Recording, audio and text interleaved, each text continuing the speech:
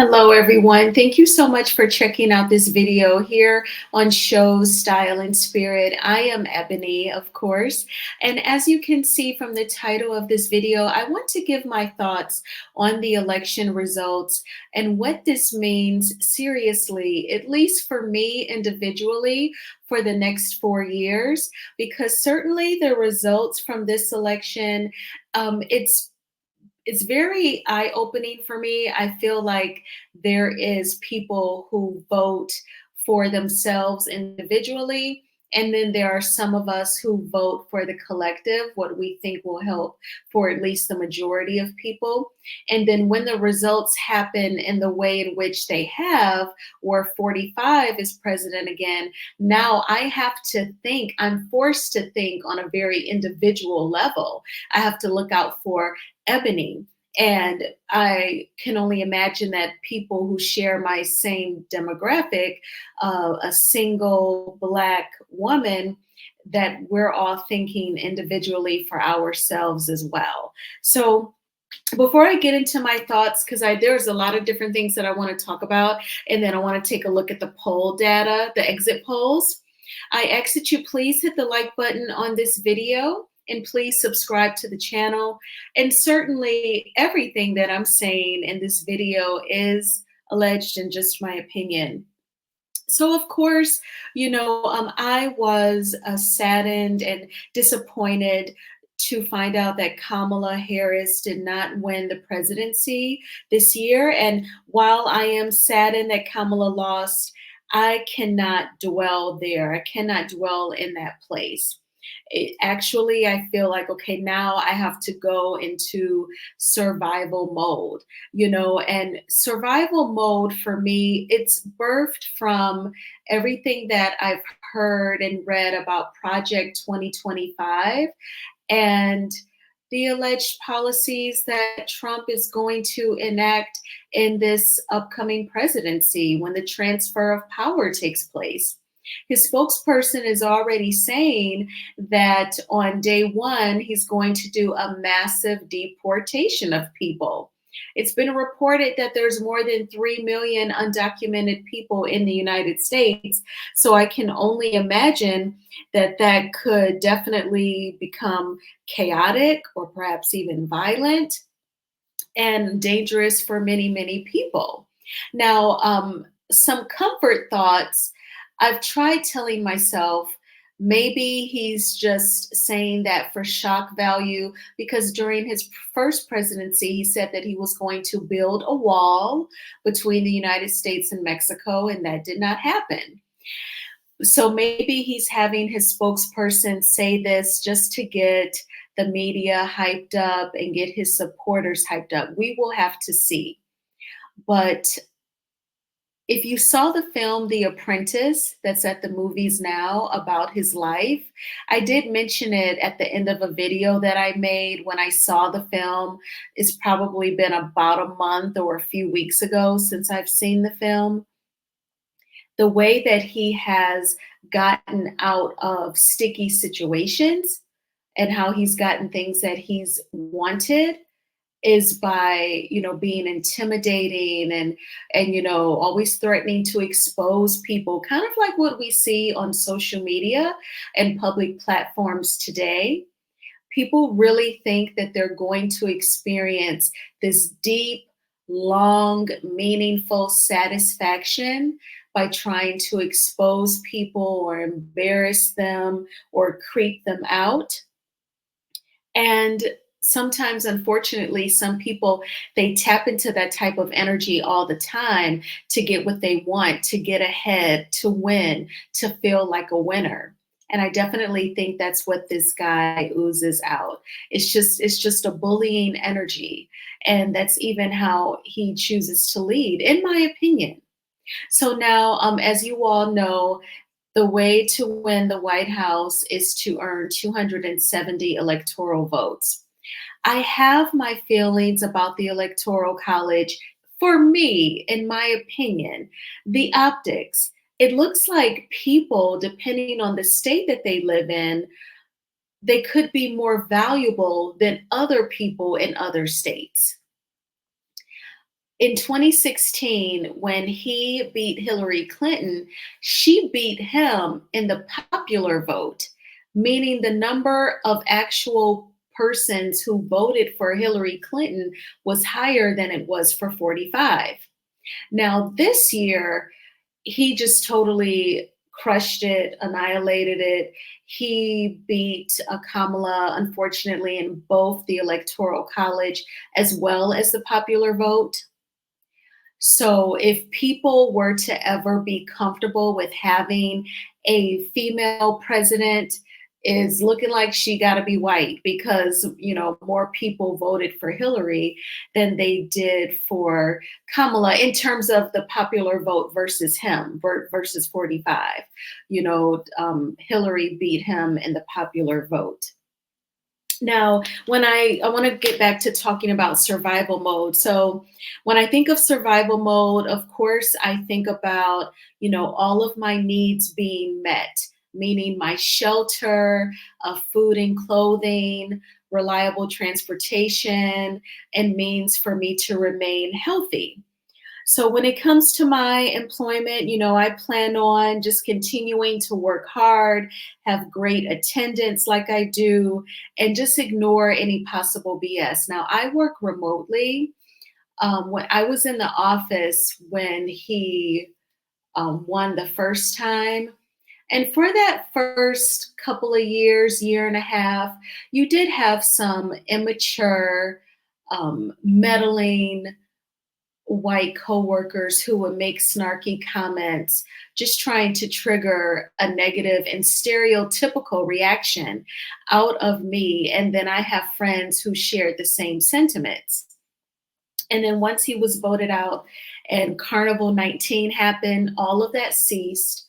There were so many protests in 2020 due to the unaliving of George Floyd that those ignorant coworkers just kind of got under their shell and shut up. So I don't know what's in store for the workplace for people of color now that he's been voted back in. Again, I work remotely, so any meddling is going to already be watered down and weakened because it's virtually, it's virtual.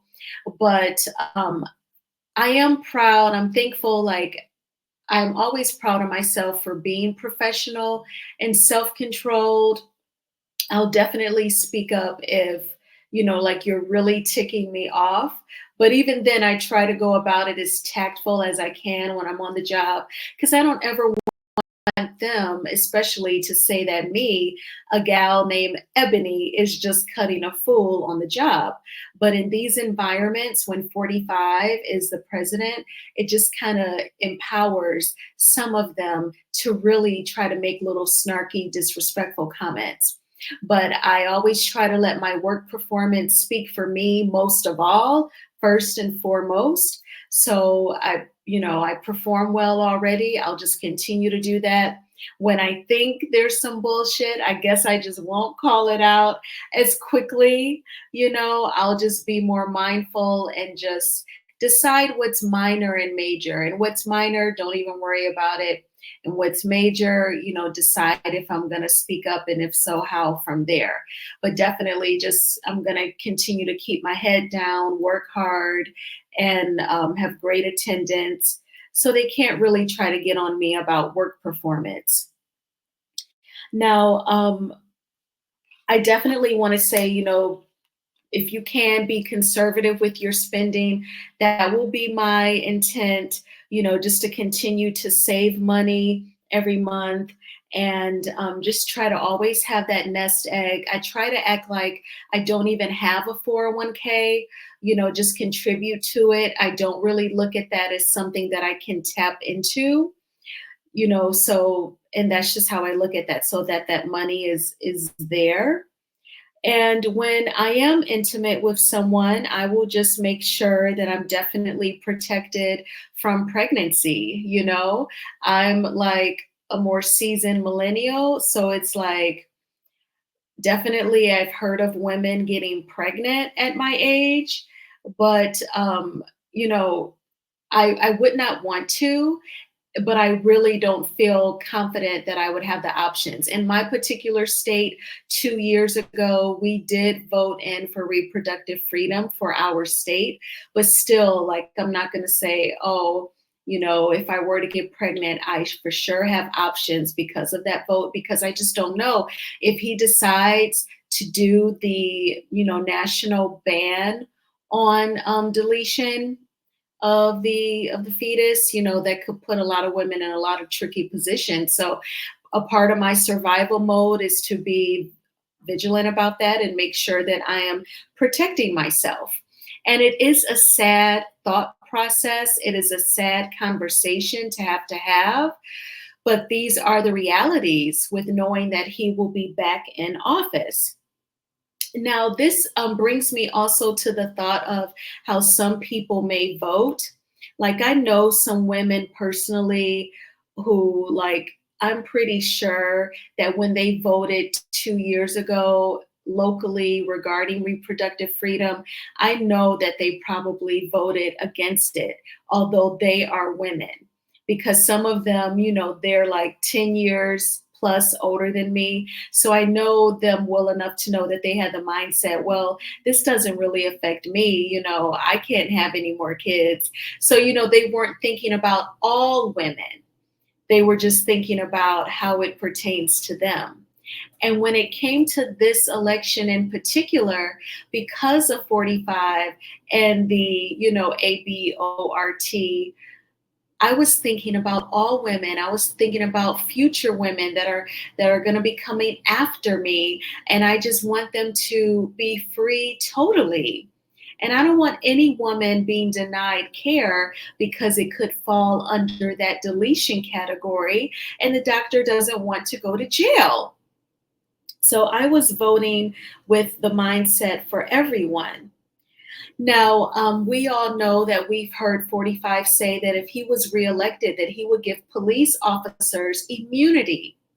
So I've told myself, as part of survival mode, that if I have to interact with the police, I will be respectful, compliant with reasonable requests, such as, my name and my driver's license. For me, in my opinion, those are reasonable requests. Now, I watch a lot of police body cam videos. There's channels here on YouTube that are dedicated to showing police body cam videos. They're pretty much like pro police officer channels. I watch them to get an idea of how some civilians behave when the police pull them over for traffic stops, or if the police get called out to their home for domestic disputes. Most of the time, it's traffic stops that totally escalate.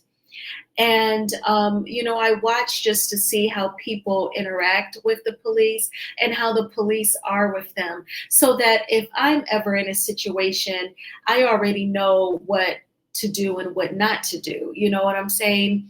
So I just tell myself, if I have to interact with the police, I will remain calm, because I do think there's a lot of antsy, anxious people out there who are officers, and that's a totally separate conversation. So if I think you're already antsy, you get a little nervous and you might grab either the taser or the pow pow, let me remain calm so that I do not get you hyped up to do anything that could totally change my life or end my life. And so I've watched lots of police body cam videos. Sometimes, a lot of times, the officer is talking in a tone such as the one I'm using, and the civilian is cursing them out, calling them B's and FAGGOTS, and saying that's why you can't satisfy your wife, and just totally escalating the situation. I'm not by any means making excuses for officers who are, just happy with the TRIGGER.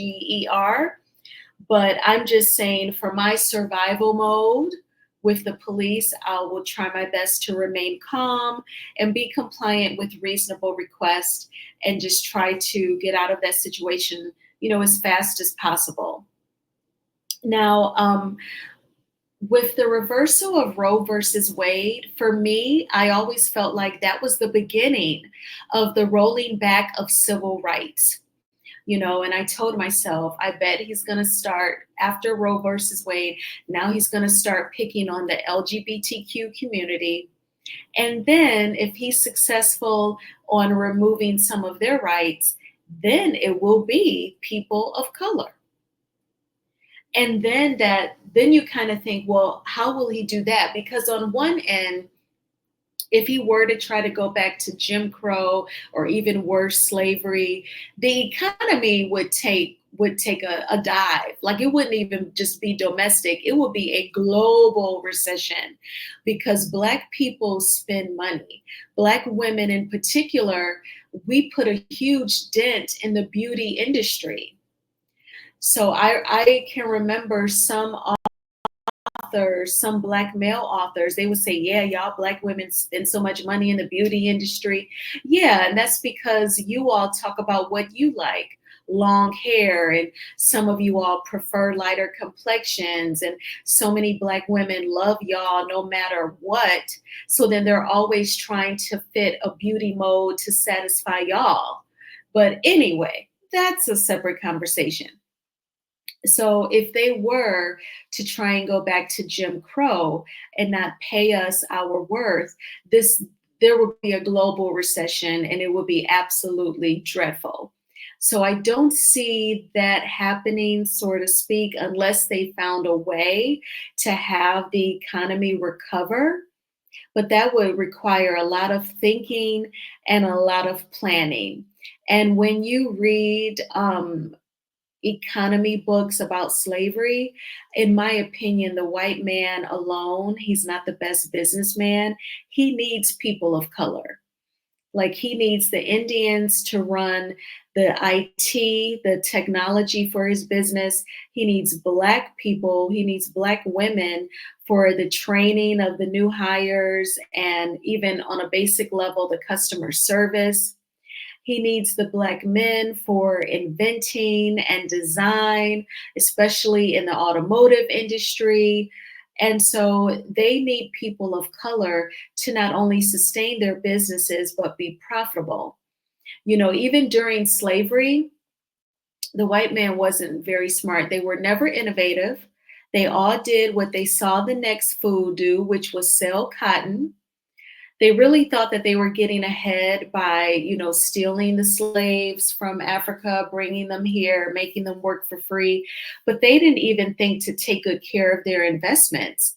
They hardly fed and clothed the slaves. What you see in the movies with the slaves having clothes on, that wasn't realistic.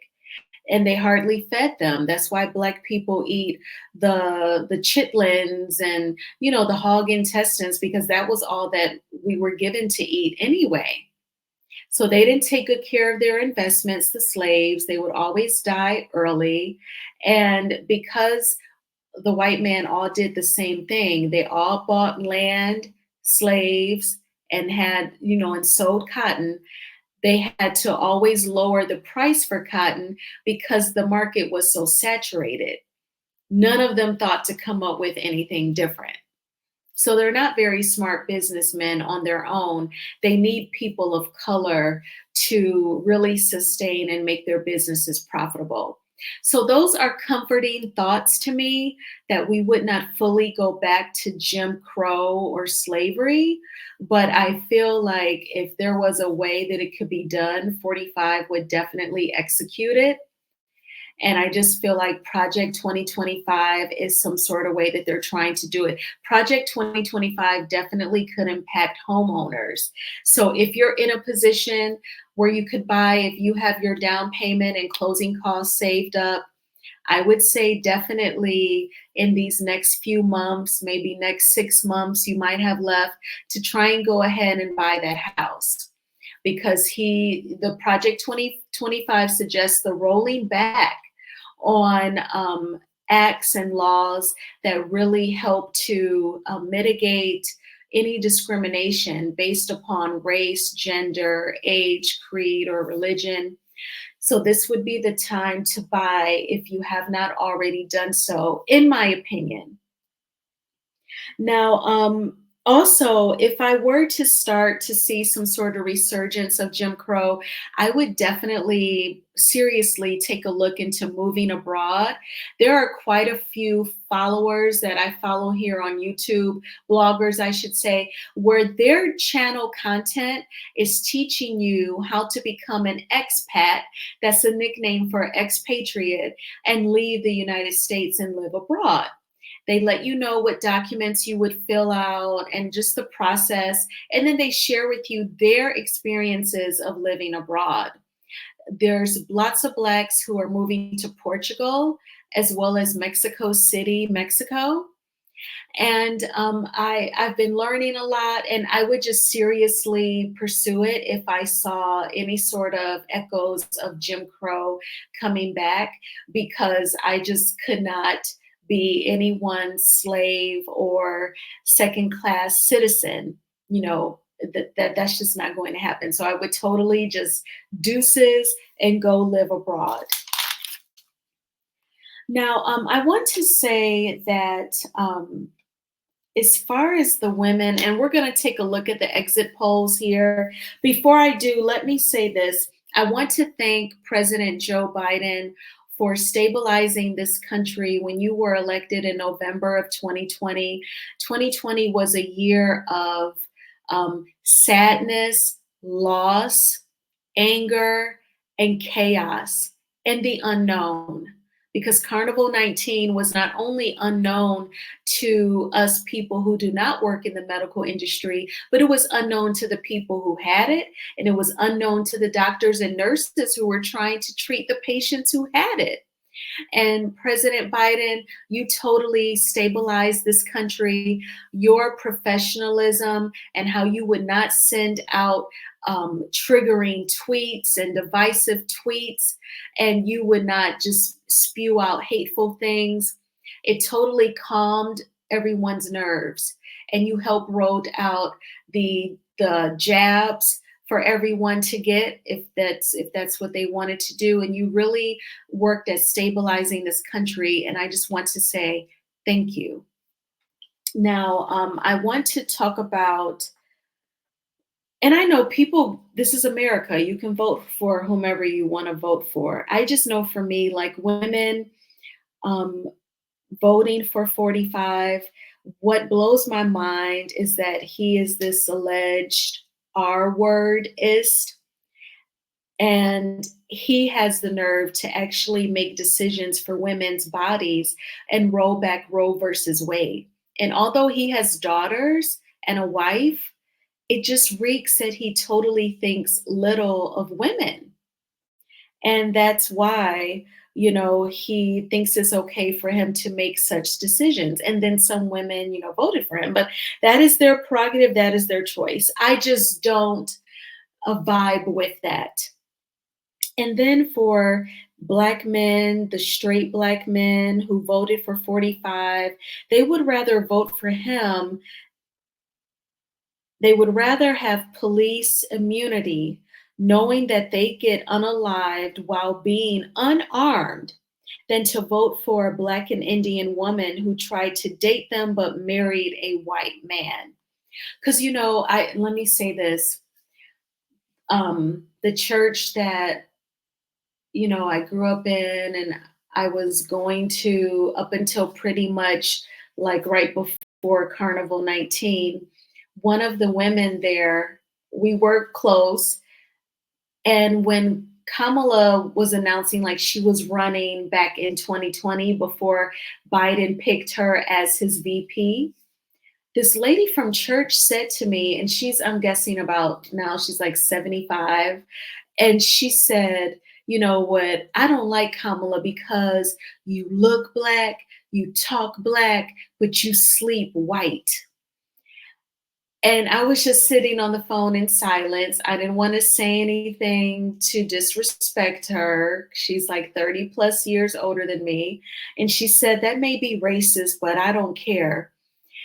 And I'm like, Why is there always a critique and a coming down on a Black woman? So you don't like her because her husband is Jewish? That is racist, Mrs. So and so, because some people from church do listen to my videos. And I'm like, how can you say that? And then you don't even look at it in a full context, which is she's dated Black men before, including talk show host Montel Williams, who marries white. His ex wives have been white women. She also dated another politician. I believe his name is Willie Brown out in California. She's tried to date Black men. If they weren't interested in seriously marrying her, what was she supposed to do? But Doug was right there. Doug definitely hollered at her. Okay. So I don't understand. It's so funny because Black people, some Black people will constantly say, oh, this is racist, that is racist. But Black people never admit to their obsession with race. Speaking of race, there was always the obsession with Kamala being biracial. Oh, she's not Black, she's biracial. She's not Black, she's Indian.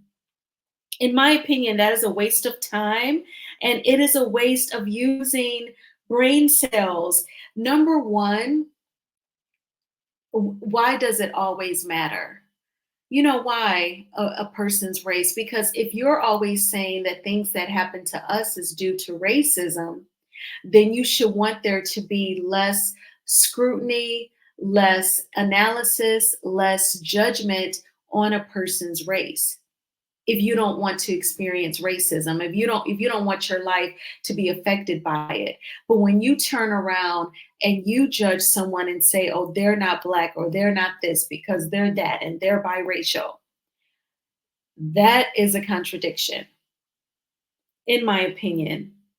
And as far as racism and how other people treat people of color, I'm convinced that if a bigoted cop were to pull Kamala over or any other biracial person, they're not going to think to themselves, oh, let me be a little nice because they're mixed. I just don't think that people think that way, especially white people. When I was in college, the RA, the resident assistant, she didn't even know that there's like light skinned Blacks, brown skinned Blacks, dark skinned Blacks. That's when I learned, oh my gosh, they really do think that we all look alike. If you cannot see a difference in all of our skin tones, though all the different shades that Black people come in, so I just don't think that a bigoted person is going to look at Kamala and treat her, with a little less racism than they would me, just because they see that she's a little lighter complected or she's a public figure and they already know that she's mixed. I think the same little snarky comments that I used to get on the job when 45 was elected the first time, she would get them too. And I just don't think that a person who is bigoted, they're not analytical, they're not highly intelligent, they're simple minded, they're narrow minded. So why would they even go as far as saying, oh, let me treat this person a little better because they're a lighter complected Black person or they are a biracial Black person, they are just half Black. I don't think they think that far or that deeply. So I don't understand like why Black people we alienate a lot of biracial Blacks by saying, oh, they're not Black and they're this and they're that. And then there are some mixed people, they don't catch no hell. Like the actress Lauren London, people don't realize she's half Jewish. So is the rapper Doja Cat, she's half Jewish. In my opinion, Claudia Jordan, she got to tell you she's mixed. She doesn't even have the typical mixed people's hair all cascading down her back.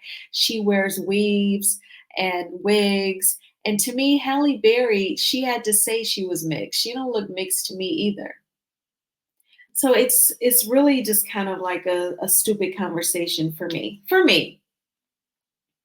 And I feel like the division in the Black race, it was more evident during this election year than ever. And 45 and his supporters, they know now that black men, some black men really do not F with black women. They do not care about no unity, that they would vote for 45, who's saying he's going to give police officers immunity over voting for a black woman. They know now that black men really don't give a F with us. And then they see, Kamala's husband is a Jewish man. They're like, yeah, their men really don't F with them. Because, like, I also watch conservative videos, or even when I watch those police body cam videos and the conservatives leave their comments, they'll say things like, because sometimes the black women may get arrested and their kids will be in the car. And some of the conservatives will in the comments, they'll say, "Yeah, where was her baby daddy? Oh, that's right, he's in jail." They say comments like that all the time. So they're already thinking, okay, their men impregnates them, don't help them raise the kids, don't marry them, and they won't even vote for him, child. And so we just have to see from here on out the different ways they'll try to divide us, because they know that the Black race is definitely not united.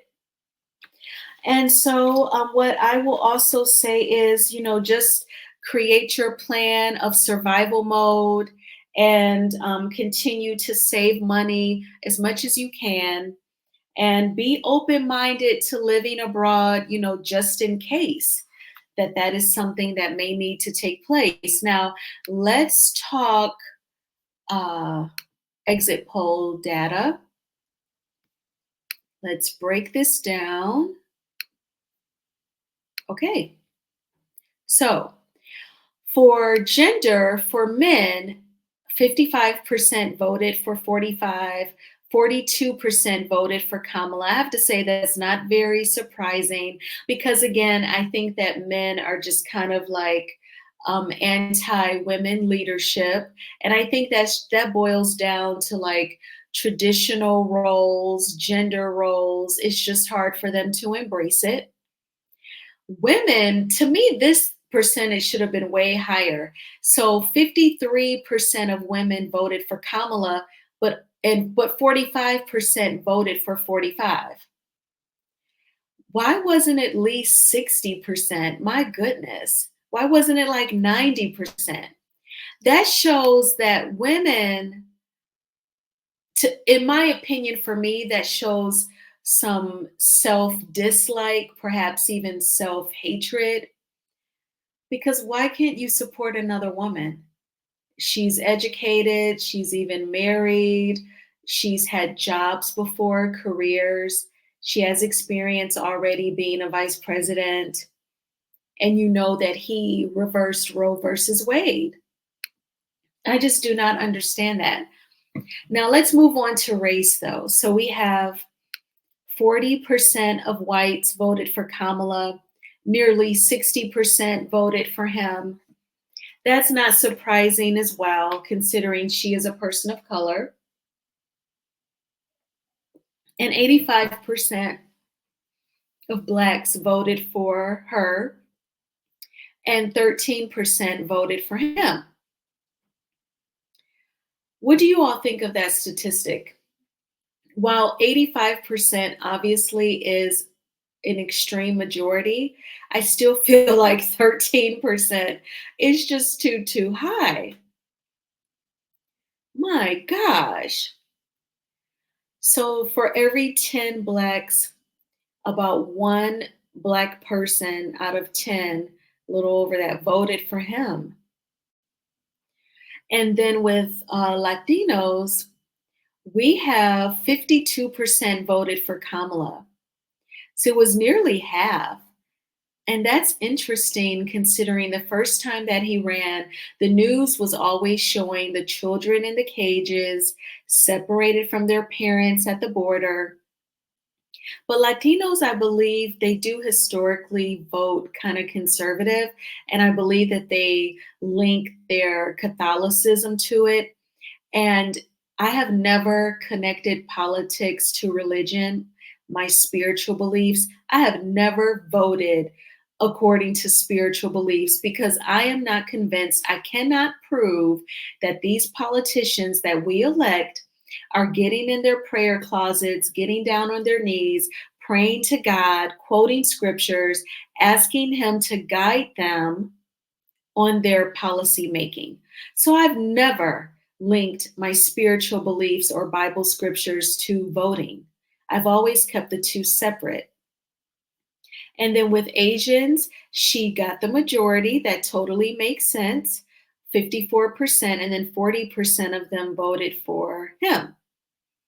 And then for race, I'm not sure what they mean for other, unless it's people who typically do not like to identify their race. But for this other, he got the majority, 54%. Now let's talk age. So 18 to 29, that's going to be your Gen Z. The majority of them voted for Kamala, 54%. Now, millennials, this is me. I'm 44. I'm right there. So it's like basically half and half. 50%, 49% voted for Kamala, 48% voted for him. In my opinion, that's 50-50. That does not surprise me because millennials, we were still raised pretty conservatively, definitely in traditional households, complete with gender roles. Also, the age range that millennials are, a lot of us are still in that people pleasing mode. So, the people pleasing, it doesn't really start to shed for some of us until you hit 40. So, this is very interesting. Now, for the Gen X and older, 45, he crushed it. He got 54% of the Gen X and young baby boomers. So he got 54% of them. And then those 65% are over, like retirement age, drawing Social Security, it was half and half. So this 65 and older, I think that's insane considering that he's been accused of, he's going to cut out Social Security. So perhaps the 49% who voted for him, they don't care about that. Or perhaps they're thinking, most of my life is behind me. I've been getting it this long. I won't worry. I don't know what their rationale was, but I think that is crazy. And for education, the majority of those with a college degree voted for Kamala. I'm totally not surprised there. For people with no college degree, the majority of them voted for him. So that speaks to like all of those with the narrow mindsets and, the bigots and those who support like white nationalism. They're uneducated. That's what this statistic suggests for me. And, they voted for him. So very interesting exit polls. And all we can do is just plan and be in survival mode for these next 4 years. Sometimes he has said that, if he's voted back in, people won't have to worry about doing it again. And for me, in my opinion, that speaks to like dictatorship, perhaps. Because we vote every 4 years for a president. So why would people not have to do it again? Allegedly, he has been quoted as saying that at a rally before, earlier this year. So definitely if I see signs of that, then it's like, okay, I need to seriously plan to move abroad. Would you move abroad? I thank you all so much for checking out this video. Please hit the like button on this video as it is a free way of supporting the channel. I hope that you all had a great Wednesday. I know that the mood was really weird, But, just try to do your normal things where you prioritize your mental health as you watch your favorite, definitely check out your favorite YouTubers, even watch videos that you've watched before that made you laugh, made you smile. And while you're watching them, drink your water, eat your fruit, do healthy things for you and try to go to bed, and get some good rest and just take care of your physical and your mental as well. And I will talk with you all soon. Bye.